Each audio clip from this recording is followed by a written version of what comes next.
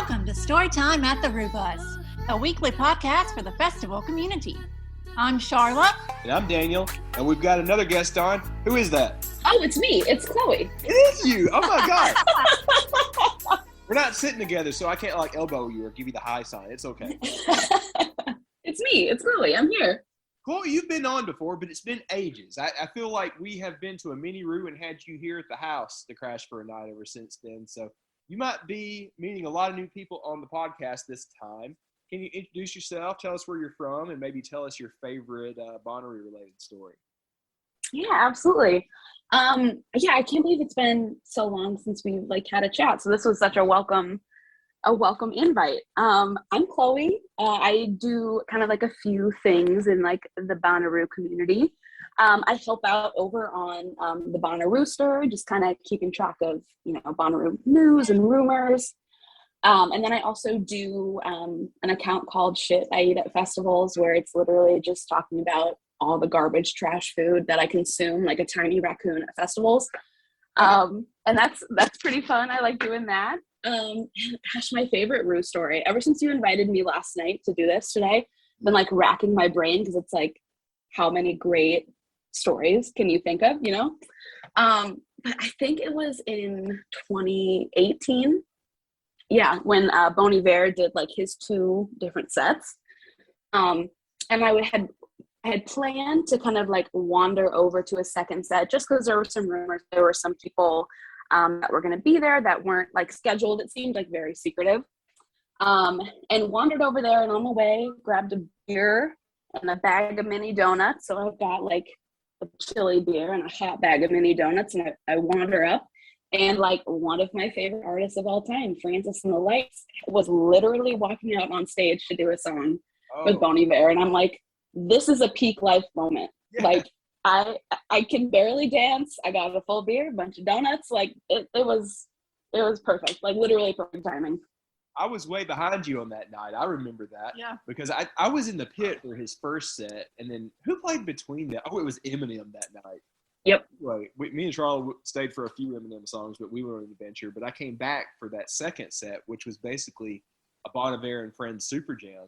And I remember being behind the trees, also with the snack, when Francis and the Lights came out. That was fun. Oh, I was so stoked. And they did a song they had done together, and they did their whole dance, and I'm trying to do the dance in the back with my full hands. I was this is it. This is peak Bonnaroo right here. Justin looked like your awkward uncle trying to learn to dance. I love him, but that was just I was oh my goodness, my man. It's peak dad white man dancing, and I just appreciate he's full tilt into it, Yeah.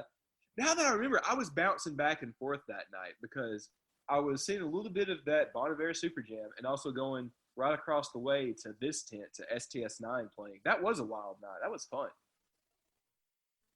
Yeah, there are a ton of I think most of the nights that I remember in perfect clarity from Bonnaroo's are always Saturday nights because they're so loaded. Yeah. You're just a little ping pong ball going to all the stages. There's always amazing stuff going on. Oh, I got a quick story for you. We had a close encounter with Francis and the Lights the year before that. He had a set over on the What stage, kind of mid-afternoon. We were waiting in the pit for something that day. I can't remember what it was. But anyways, towards the end of that set, he does a deal. I forget what song it is, but he jumps off the stage and runs out into the crowd. We were only halfway paying attention because I was hyped for whatever set that was. I want to say it was you too. I can't remember. But anyways, I just look up, and this dude is jumping over me. And I'm who was doing that? He almost hit me. It was him. I love that. He was one of my big finds from 2017, and just went head first after Bonnaroo. After I saw him at that set, I was this guy is wild. And he's just got a ton of cool songs that he does with I think Kanye's been on a few of his songs, or their friends and Chance the Rapper. And it's he's just so weird and interesting. I've just been super into him ever since. Yeah, I love his deal. It's kind of a cross between a crooner and low-key EDM. Well, for that. Yeah. But yeah, I'm a fan too. I saw him again at, I reference this all the time, but Sloss Fest in Birmingham. I'm going to keep campaigning until they bring it back. But that was fun because I saw him in basically a shed. it's how many people used to have been in that? Do you remember, Charlotte? Maybe like 200 or 300. Not much. Yeah, and he like jumped on the side of it and was dancing. That was a fun day. I've got some pictures I'll share with you later. He's like all limbs too. Like he's just like a noodle man. Like it's just arms and legs everywhere with him. He's one of those wacky inflatable. Remember Family Guy back in the day? He's one of those. Yes. All right. Well, Chloe, you have been all over the place since I have talked to you last, and I know you are a proud representative of Riot Fest, and you've been to some other things as well. Can you tell us about your summer adventures and shows? What all have you seen? How have you liked it? Yeah, it's been such a weird summer, like hot and cold, you know what I mean? Yeah. But started out, I think the first show this summer was Fits in the Tantrums. Always such a blast. But I think that was like early July. And then I didn't have like a ton of big stuff for a while. But they were super fun. They played, I'm here in Iowa, in Eastern Iowa, and they played at like an outdoor amphitheater. And they were so fun. Like every time I've seen them, they're just like such a dance party, you know? Mm-hmm. And I think the next big thing after that was Riot Fest, which yes, I am like a proud representative for Riot Fest. Like if I haven't tried to convince you to come to Riot Fest, I'm not sure we're friends. Like I think everyone should go. It's so fun. It's such a blast. The lineup is always crazy.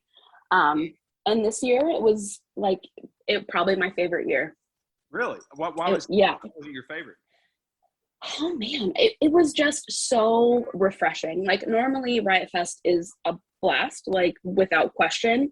But that coupled with the fact that it had been 2 years since I'd been, I mean, just made it extra special, you know, like seeing people, you guys get it, like as adults, it's so hard to like schedule time with your friends. Yes. And so this is like, it's so tough. And I'm like, do we really have to plan 2 years in advance? Maybe.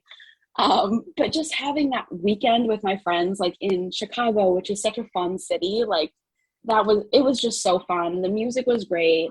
Got to see bands that I've really loved since like middle school, you know, just seeing those with my friends. It's it's awesome. Yeah.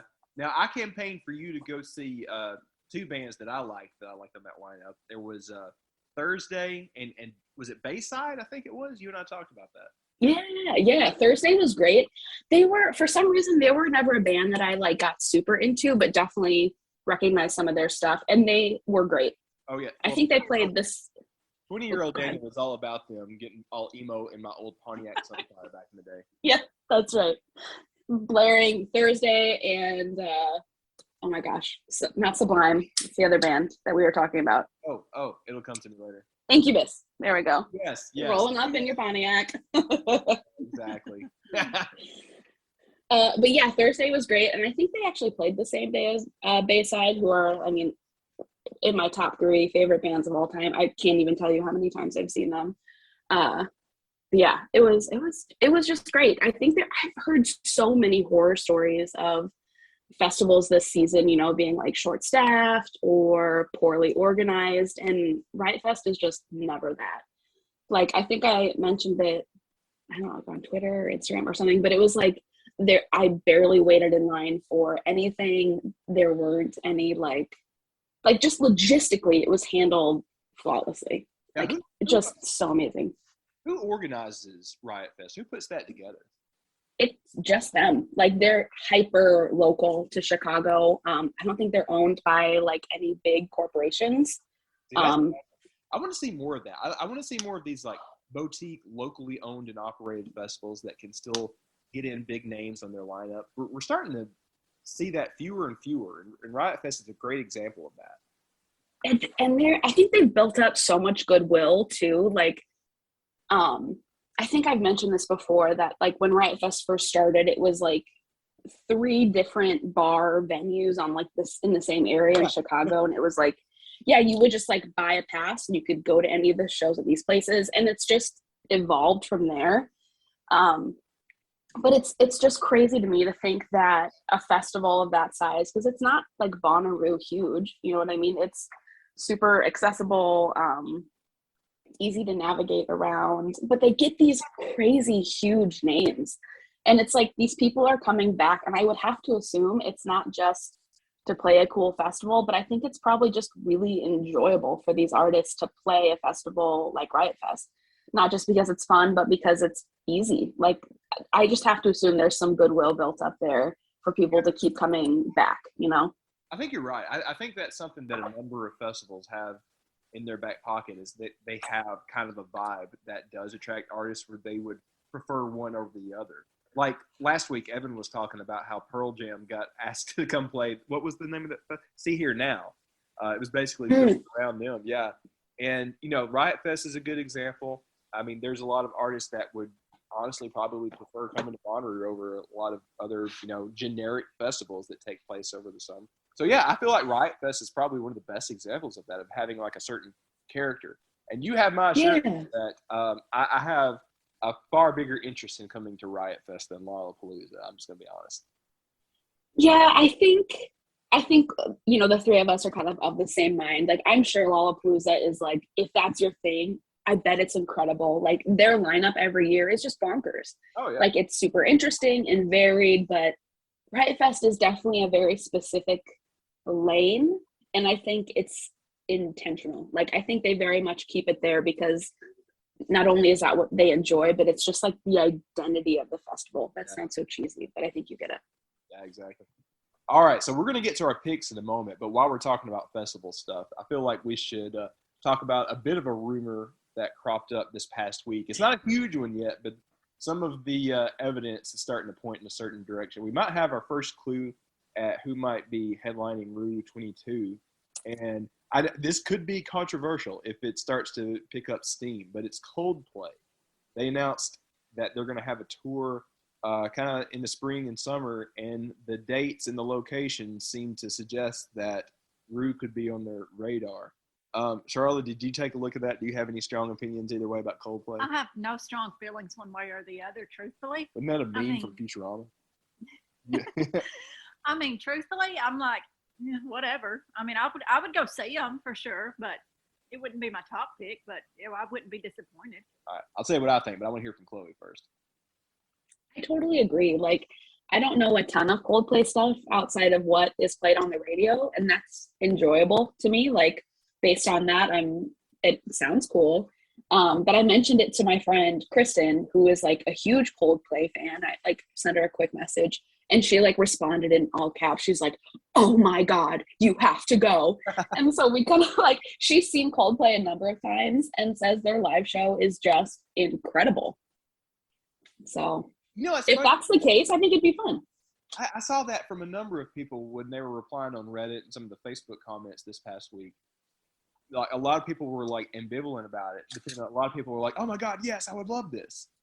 To me, they're one of those bands where like could be talked into going to see them if I had a bunch of enthusiastic friends going. I'm like, "Oh yeah, that sounds fun." Mm-hmm. But it's not something I would personally go out of my way. Like if they were on a big tour, like if I was going to have to drive all the way to Nashville or Atlanta, probably wouldn't happen. Mm-hmm.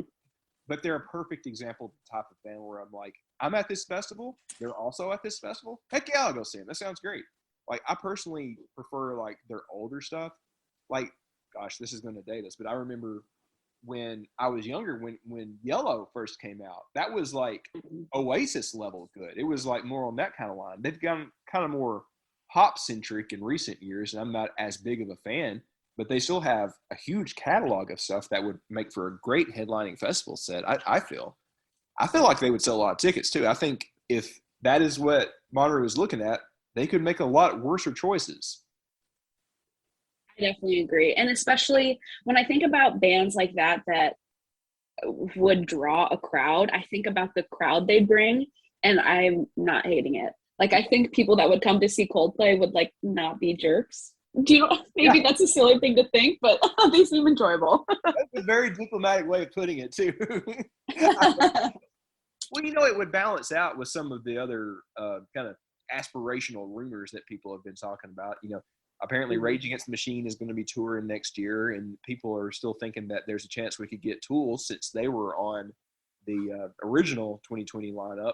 And I'm putting it out there that I think Radiohead could be in play next year. So Coldplay would be a good, like, kind of yin to the yang of any of those type of bands, you know? That's a good point, yeah. But yeah, there is no evidence whatsoever about Radiohead, but I'm really campaigning. I think they would be a good pick for next year. I think we should just manifest it, and that will be our own evidence that they might be there. We're going to retroactively be celebrating the 20th anniversary, and like Radiohead has been at some of the most epic performances. You know, like what was it in 2012? People are still talking about that. Yeah. Oh, that's right. What was the first time they played? It was like 2006 or 7 or something like that. It was before our time, but people still talk about that too.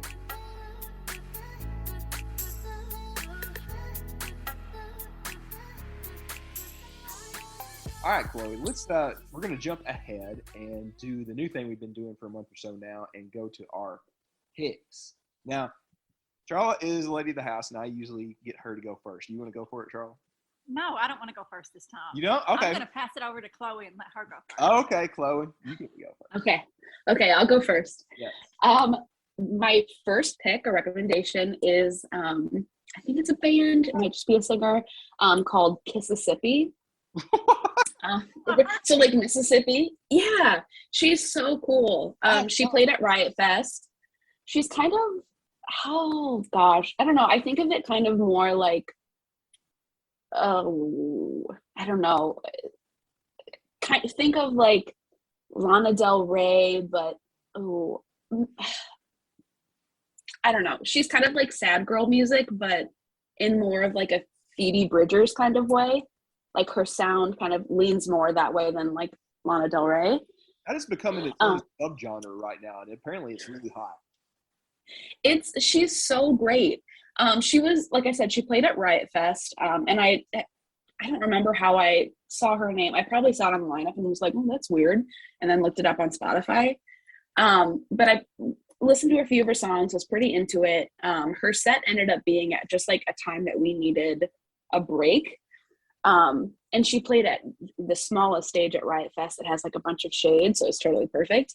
But like our whole crew went over there for her whole set, and she was like probably one of my top 2 favorite sets of the whole festival. Like, and I've just been listening to her ever since, but she is a delight. I have not heard. I'm sold on the name alone. Right. That's pretty much like the general consensus from the group. I was like, Kississippi, and they're like, that sounds fake, but let's do it. I'll post some songs on my Instagram after this, but she's great. She's kind of easy to listen to. Like I find myself listening to her during work just because it's nice to listen to and not too distracting. Okay, cool. You have another one? Yes. So my second pick, I think you guys have talked about it every episode since you started this new format, but I'm going to get on the train and say Ted Lasso. Yeah. I'm not watching Ted Lasso. Please, everyone, stop listening to the podcast, go watch 2 episodes and rejoin us. Like, oh, so good. All right. So since you've opened up this door, first of all, I'm going to give a spoiler alert, and I'm going to ask you what you thought of the finale and the whole of season 2. I loved it. So we pretty much binged both seasons. Like, we binged it in such a way that, like, the night the finale came out, we watched the finale and, like, the episode prior. So it was so perfect. But I loved it. I think it's such like a natural progression of the show, and I cannot wait to see what they do for their last season. Well, I like how they're not afraid to tackle tough or darker subjects, but still with the optimistic and positive point of view that him and the show have, you know? I totally agree, because it's like they do kind of cover some like heavier stuff, but you're right, they like add that kind of like sunshine optimism, but it never feels like forced or flimsy, I guess. I just really like that. I was talking about it over the weekend, because so I heard you guys talking about it. I'm like, well, they're cool and like cool things, so maybe I should check it out. And then my friend Tom, who I go to Riot Fest with every year, but he is like the least, like he just is not like current with stuff. Like he's not like, oh, did you see the Game of Thrones episode? Like that's just not his thing. He doesn't like watch shows. Like that's not his jam. And when we were there for Riot Fest in Chicago, he was like, have you watched Ted Lasso? I'm like, no, but if you're telling me to watch it, I have to watch it. But I saw him over the weekend, and I think we just did like a deep dive into how much we love this show, and we just kind of came to the conclusion that it's such a cozy show. Like it relies on like a lot of like tropes that may be familiar in sitcoms, but like turns it on its head enough where it's like interesting and optimistic. Like, oh God, it's just literally so perfect. Yeah, and there's a reason that we've mentioned it on here a lot, because it's such a Bonnaroovian friendly show, because it tackles everything from such a positive point of view. It's tough because like there's a lot of great shows on TV right now, but to be honest, a lot of them can be darker or cynical. But this one is the antithesis of that. Yeah, but it, like I said, it just never feels cheesy. Like it just feels like sweet and wholesome. Exactly. Oh, the best. All right, Charlotte. You can't be skipped now. Now it's on you. I can't, because you can go. No, I want to hear yours. What are yours okay. for this week? So I have two. Yes. So number one, Jason Isbell has a new album out, and I didn't even know this. yeah, he has a new I don't album. know that either. I think it's called Georgia Blue. I think, or that maybe that's a song on there. I can't remember.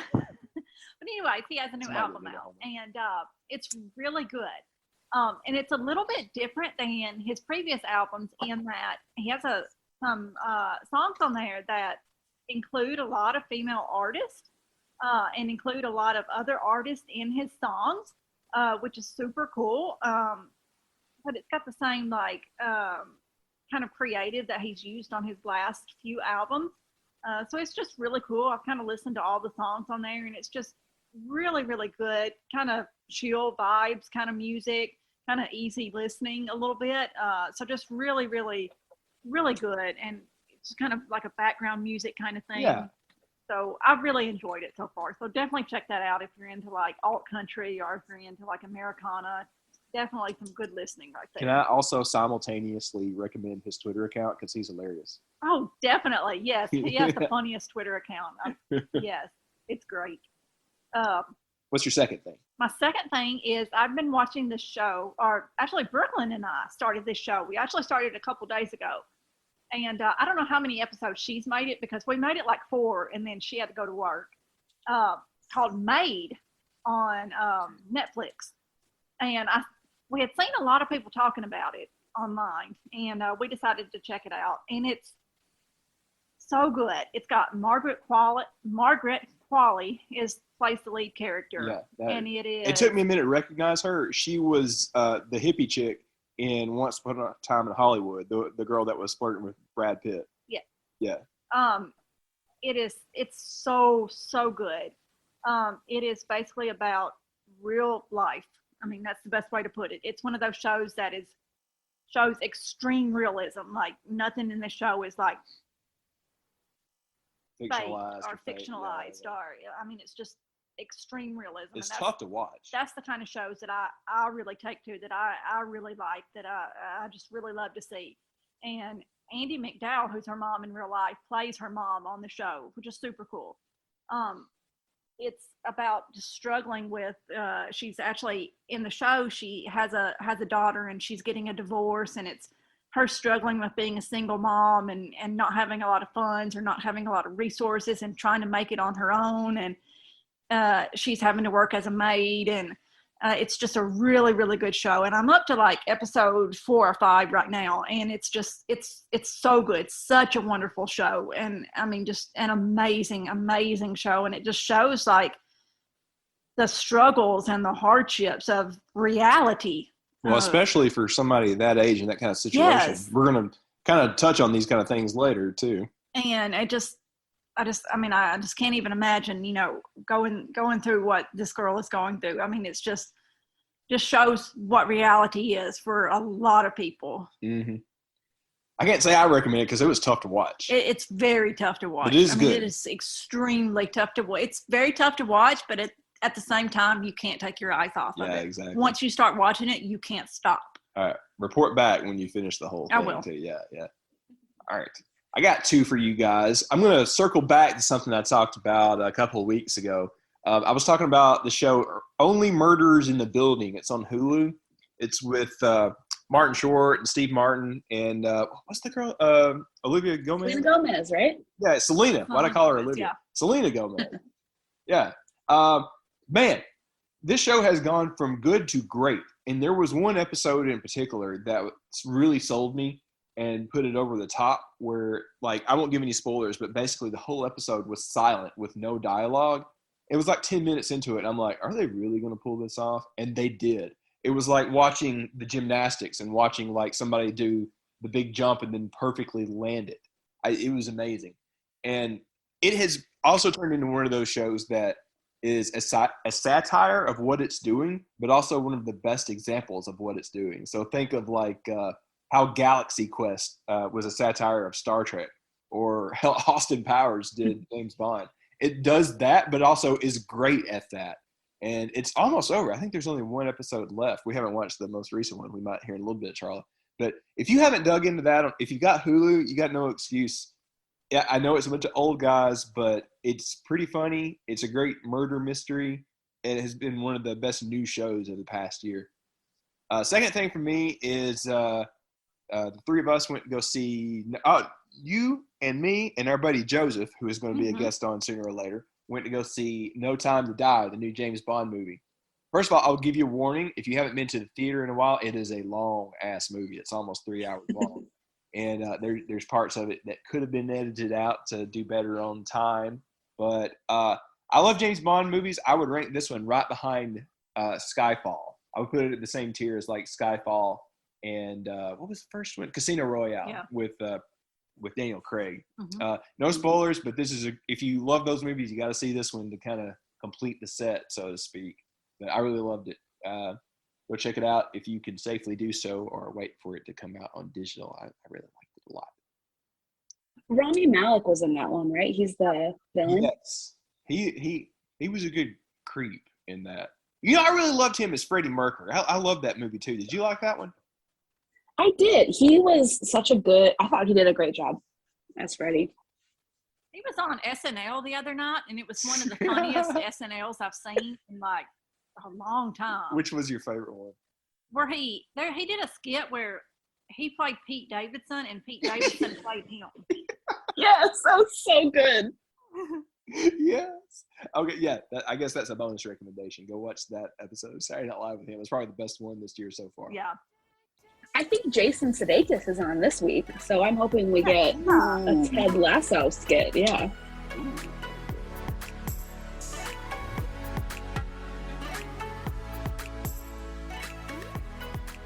All right, guys. There's one last thing I want to talk about. I'm going to take a little bit of time to talk about this. So this will require a little bit of backstory. So the other day, Chloe posted this thing on her Instagram story. At first, I was like, oh, this is a fun meme. But then I got to reading this whole Twitter thread that was referencing. And I have not been able to stop thinking about it ever since. So, Chloe, can you catch us up and tell us a little bit about like what that was and kind of the conversation that it was starting? Yeah. I actually saw it. I think Gabe had posted originally. Who Gabe is so cool. But it's essentially just talking about how, like, as millennials, how it's kind of harder for us to define like what being an adult is, just based on the current state of the world for like a number of reasons. And it's just been, you're right, like I haven't been able to stop thinking about it either, because it's like it just distills so many good points about like why it's so hard to be like quote unquote an adult, you know, as a millennial. Yeah, and I got to okay, so I'm going to catch you up on where my mind is on this. So I love that our festival community is kind of carrying the torch from like previous generations. I kind of don't like it when people make fun of like boomers, you know, saying like, oh, all these like baby boomers out of touch, because I'm like, no, they went through some awesome stuff. I mean, some hard stuff too. But like, can you imagine being around in like 68, 69, you know, around that time? Yeah, it was scary because you could possibly get drafted, but that's when a lot of, you know, the Summer of Love happened, when Woodstock happened, when a lot of like socially progressive things happened. And they had a lot of hard things happening for them.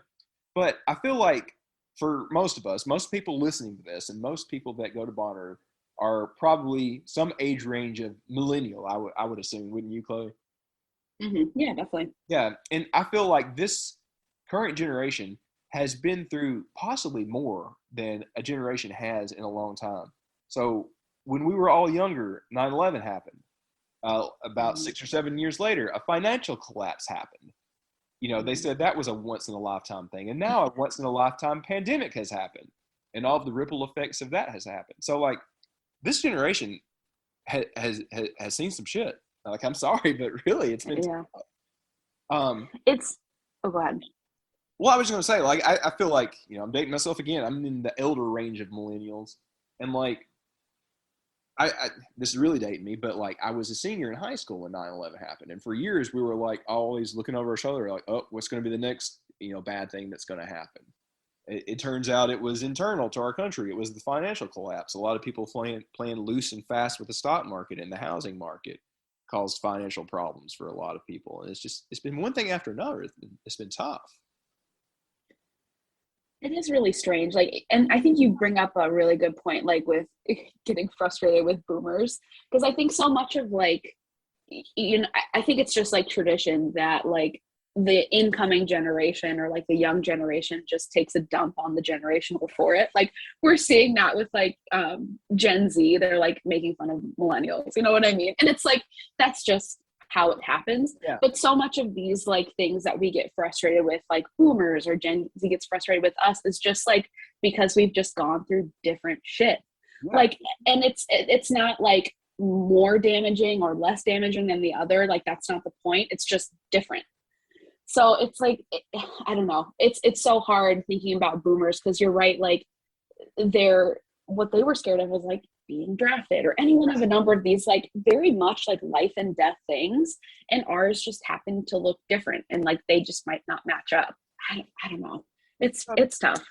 That's a very good point, and maybe we do look at it now in a different perspective. We might feel different about that era. Like if we were older, we would have had maybe some of the same perspectives about the Cold War or whatever.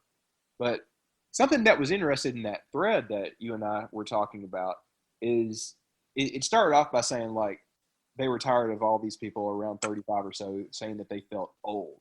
We joke about this, but time is relative and often has no meaning anymore.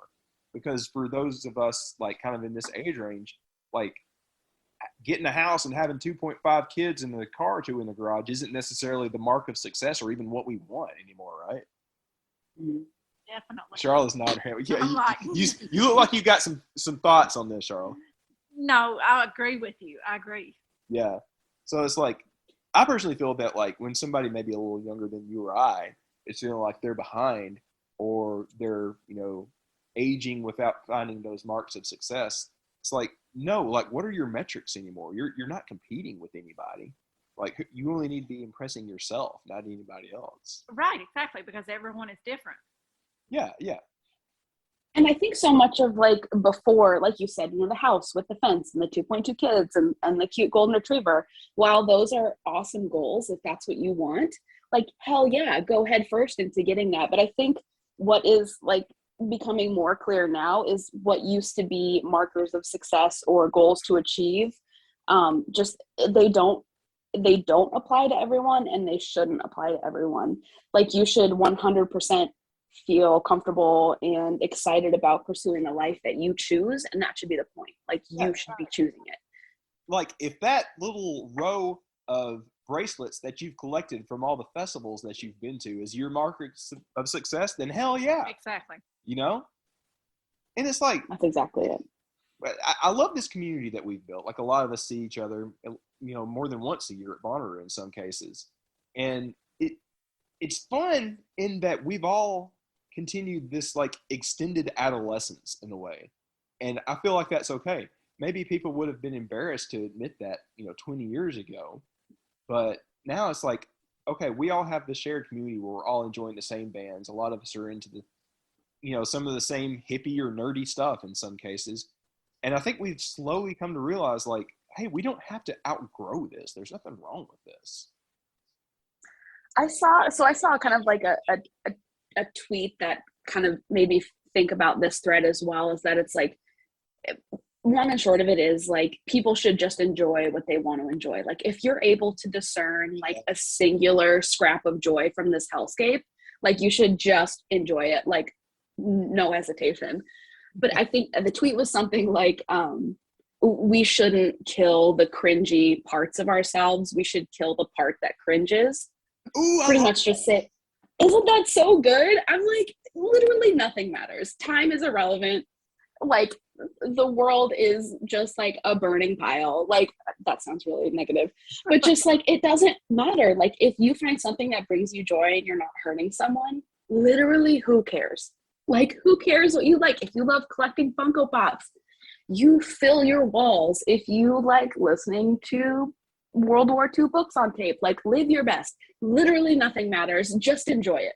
Yes, exactly. I remember this meme thing that I saw a few years ago. It was this picture of this really nerdy guy that had like just row after row after row of like Star Wars action figures.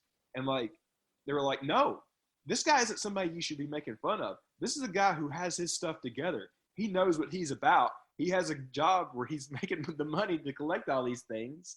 Like, this guy is goals. That just happens to be like his thing. We all have our thing, you know? It's so true. I've felt that for like a long time, that it's like, you know, when kids are little and they like have a favorite fill in the blank and they want to tell you all about it.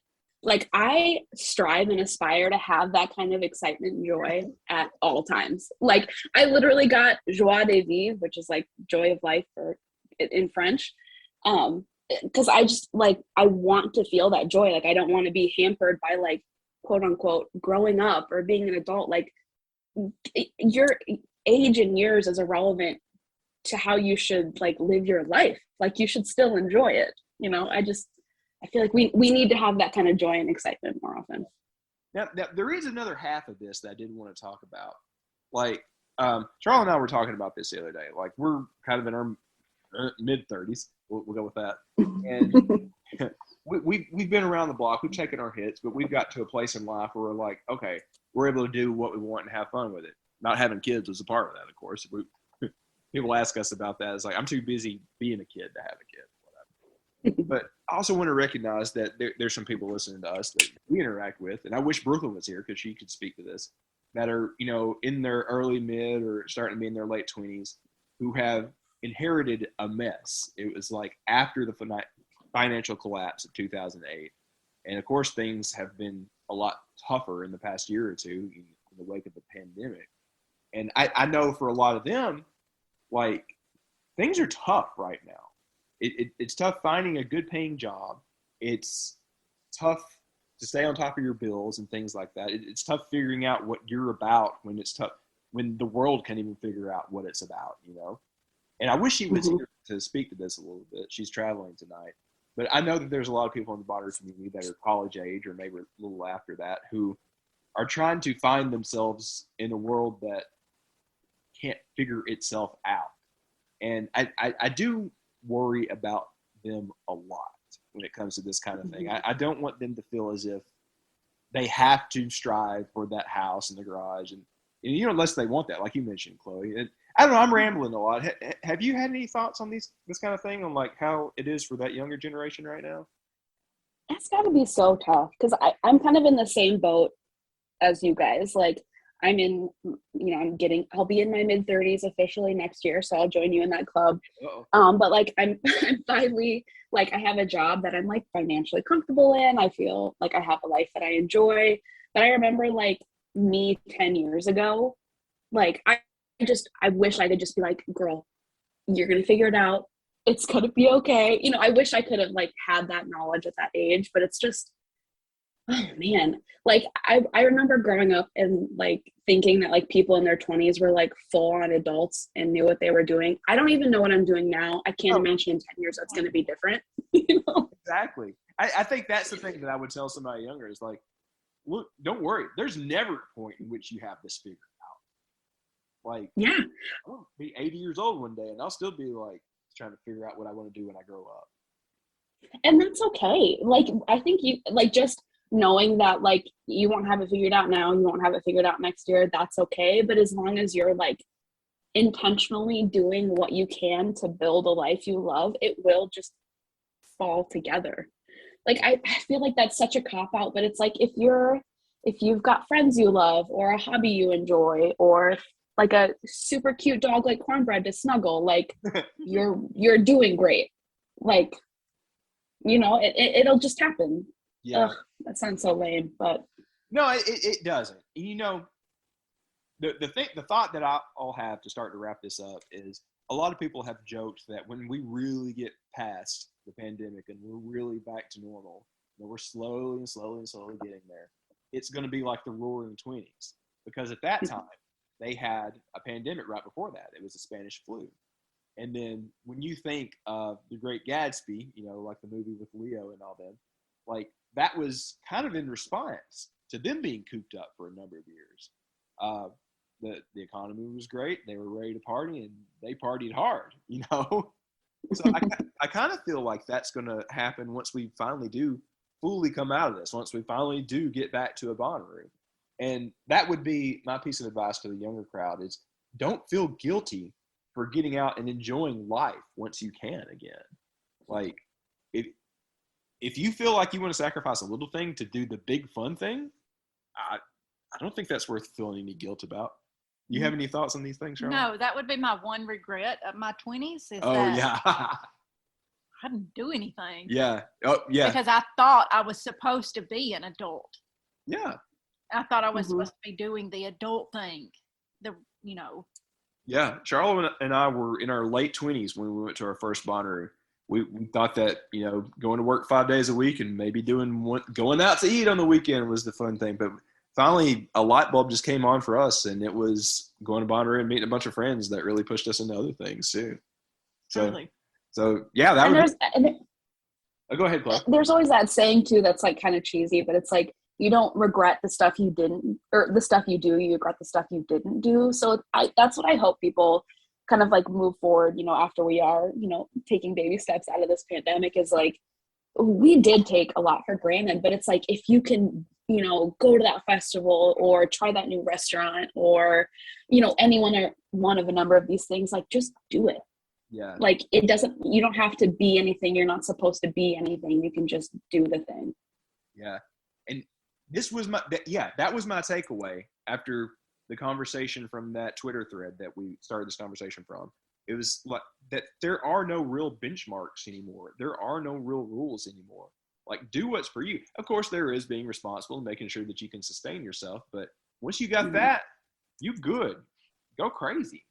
Like, what was the saying in that Robin Williams movie, The Dead Poet Society, the old Latin phrase? Gosh, why can't I think of it right now?